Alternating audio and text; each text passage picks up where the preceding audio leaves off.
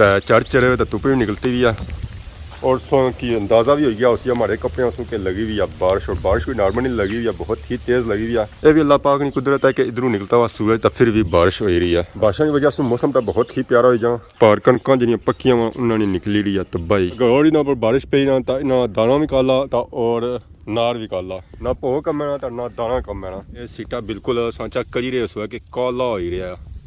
तो और पर इसलिए बारिशों पी ज़ाहिर दाना भी काला होसी है। ये सीटे सन चक्करी रहे हुआ है कि सो कि बिल्कुल एक काले लगी रहे सन मीन के बारिश की वजह से कणक खराब भी होनी पियाँ। कणक की सूरत हाल यह है कि कणक पहले मारिया सन अपने बकरियां तबाह करी रही ये तिल सी है आ देखो जी हालत ये भी है इतना माल डंगर तो लोग बनने ही नहीं ना पर बकरियां खुलियां नजर आई रही सन संगी जड़ियाँ इस वे गिया या लुंगिया पर यह बकरियां पड़े सन तो फिर इतना इस कणक कणक नहीं मार सन तबाही।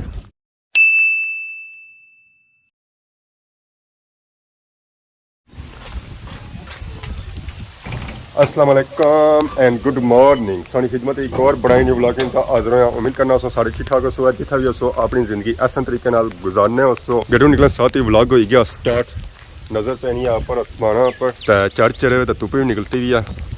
और सो की अंदाज़ा भी हो गया उसकी हमारे कपड़े सो के लगी हुई है बारिश और बारिश भी नॉर्मली लगी हुई है बहुत ही तेज़ लगी हुई है। ये अल्लाह पाक की कुदरत है कि धुप्पे भी बारिश लगी हुई है। ये नीचा मास है तको ये दो बकरियां जी रही तो वह मैरियां भी तको है गाइयां बकरियां खुलियां हुई लोग कम काजें लगे हुए और अपू अचानक बारिश आई गई है तो बारिश इतनी होगी है कि गली में पानी टूरी था जी रहा गया बाड़ियां ये अल्लाह पाक की कुदरत है कि वह जे कुछ है वह करी सकना है। यह भी अल्लाह पाक की कुदरत है कि इधरों निकलता हुआ सूरज तो फिर भी बारिश हो रही है अपू आसमान बिल्कुल साफ सुथरा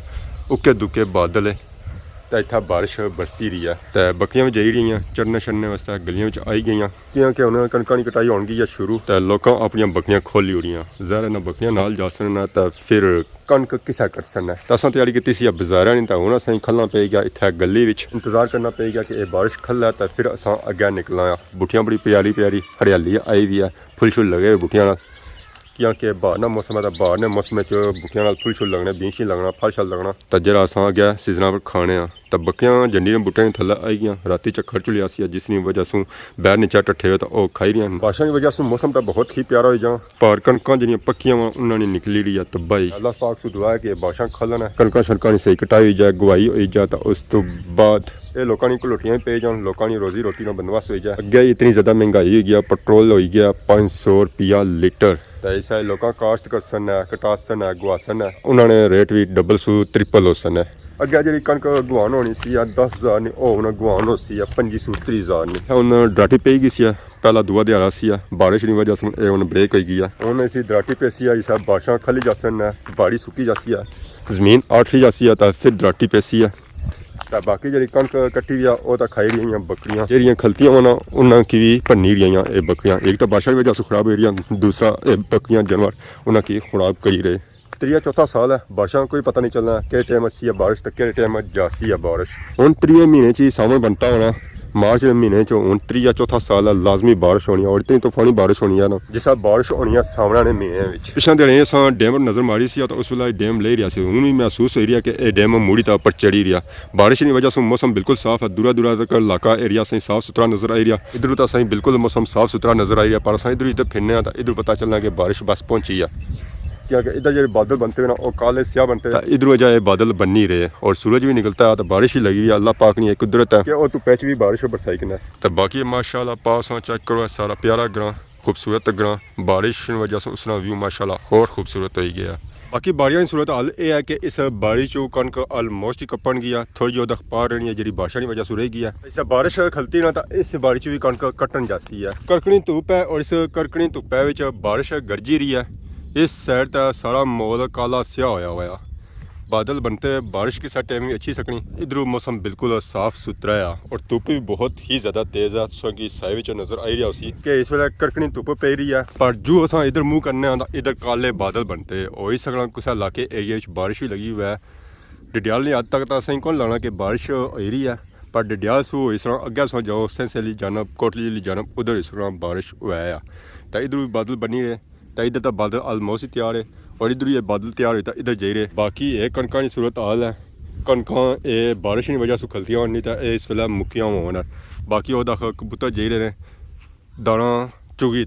तो इस बारिश सूरत हाल है कि इस बारिश भी कणक हुन खराब होनी पई है कणक हुन खराब ही हो रही हैं गौर इन्हां पर बारिश पई ना तो इन्हां दाना भी काला तो और नार भी काला ना भो कम्मना तो ना दाना कम्मना बारिश की वजह से इन्हें की लगी रही है बीमारी भी सीटा बिल्कुल सांचा करी रहे हो कि काला हो ही रहा तो और पर इसलिए बारिशों पी जहर दाना भी काला होसी है ये सीटे सांचा करी रहे हो कि सो कि बिल्कुल एक काले लगी रहे सन मीन के बारिश की वजह से कणक उन खराब भी होनी पियाँ अगे कणक माड़ियां सन बारिश ना होने की वजह से तील तील सही नजर आई रही होसी है और ऊपर बारिश पे रही है कणक और ही खराब हो रही है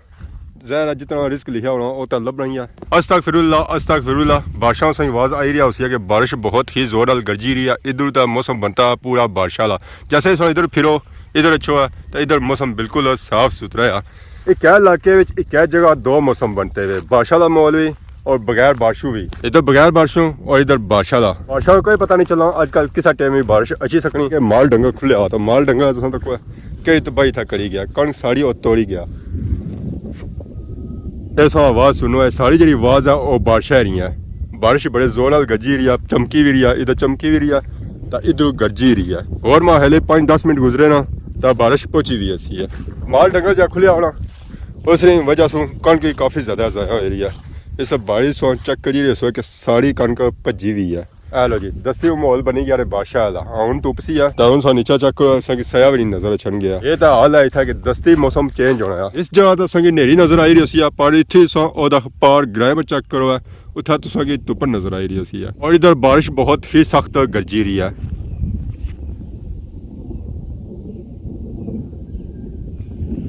अस्तगफिरुल्लाह बारिश गरजी रही है पता लगा नासी पैसी है बारिश बस पहुंची है किस टाइम भी बारिश हो सकनी है और दख अवाम जा रही है गड्डियां और मोटरसाइकिलों पर अगे ग्राएं ये अवाम जा रही है अगे फौतगी वाले घर मातमा वाले घर जा रही है कल था मातम हुई सी है ये सारी अवाम उठा जा रही है अफसोस वैसे बाकी अगर सो इस मौसम का व्यू चेक करो माशाल्लाह व्यू बहुत ही खूबसूरत है खास कर इस जगह ये चेक करो जी बहुत ही प्यारा और खूबसूरत व्यू इधर सा इधर फिरो इधर नेरी और इधर सा इधर अच्छो इधर फिर वजह मौसम बिल्कुल साफ सुथरा मौसम ऐस जा बारिश गजी रही ने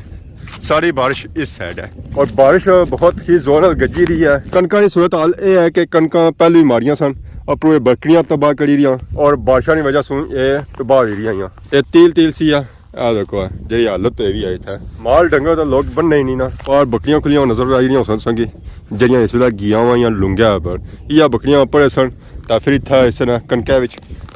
कणक नहीं मार सन तबाही तो अज मौसम चल ही रहा ना और धुप है और बारिश वाला चली गया यह जगह दो मौसम है धुप भी और बारिश एक साथ हो रही है तो ज्यादा चेक करी रही है बाड़ियां सही हाली मिली रही लोगों कणक पहले कप्पी कहती माला डंगरे बई है जहर है कणक उस तरह नहीं है कौन सी है कि अवाम सी रखे है इस बाड़ी भी कणक लोगों कट्ठी कहती है अगे अस 2-4 बाड़ियां चेक की उन्होंने लोगों बाड़ियां चू कणक कट्टी ना डंगरे बई है तो इस जगह असें सारिया नजर आई सी मैं आयो संगी चलो चेक कराई बनने ये सरिया भी नहीं असेंगी तोड़िया ही नजर आई रहा और असें इस वजह से लगी रही कि इसलिए जी फलियां नाल लगी और काफ़ी तगड़ियां सरिया नहीं आए कि निक्कियां निक्कियां होनियां इस भी माल डंगर फिर ही गए हूँ ज़्यादा खाने काबल को नहीं उस तरह नहीं भजी भी को नहीं तो बाकी ये इलाका जो असें नजर आई रहा है सारा जंगल है माल डंगर जिस छोड़ना होना ना वो इस एरिया छोड़ना है इतों है कि बकरियां माल डंगर खाई ना पेट भरी ना तो शामी अस कि नहीं जाने होने घरों में पर यह कि उसने नाल रहना पैना क्योंकि बकरियां उपर चढ़ी छनियां माला डंगर को नहीं चढ़ाना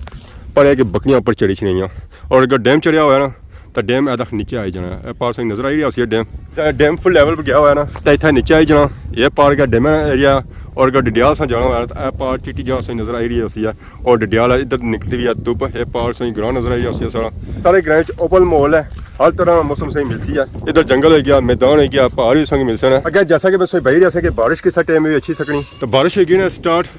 संग नजर भी आई रही है सुनाई भी दे रही है तो पार चकसवाई निकलती हुई है धूप इधर बारिश से ही गरजी रही है पता लगा बड़े जोरा नहीं बारिश इसी है बारिश इस तरह नहीं बनती भी कोई फिर भी बारिश लगी हुई है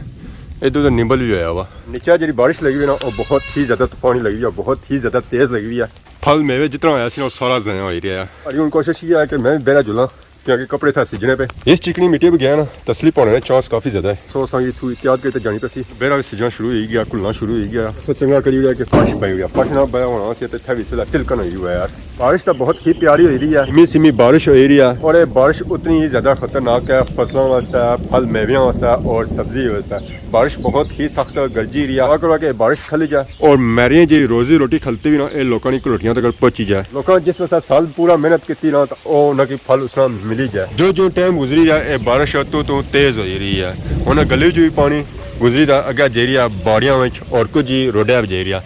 इधर इंसान तक ही उस है